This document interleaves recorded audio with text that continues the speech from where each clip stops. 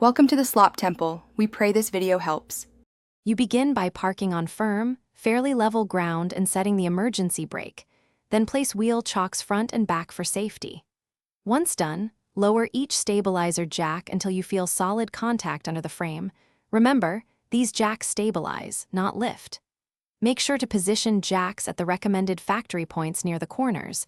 If a jack drags while driving, fully retract it. These first steps speed the rest of the process and prevent strain on the frame and jacking hardware.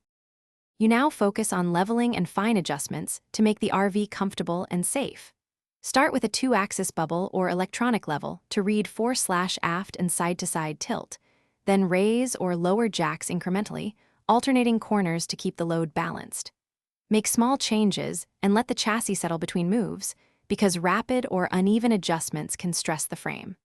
Once the suspension appears neutral and the RV no longer rocks, stop. Your goal is stability, not maximum lift or clamping force. You finish by locking down and verifying stability so the RV stays secure over time. Tighten manual lock nuts or set automatic locks, then push at each corner to confirm there's no movement. If wobble persists, make sure the jack foot sits on a solid pad. Use a block or leveling plate and reposition chocks if needed.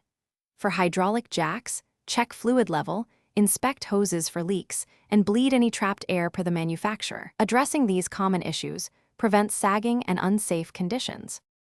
Thanks for watching. Consider subscribing if we helped you.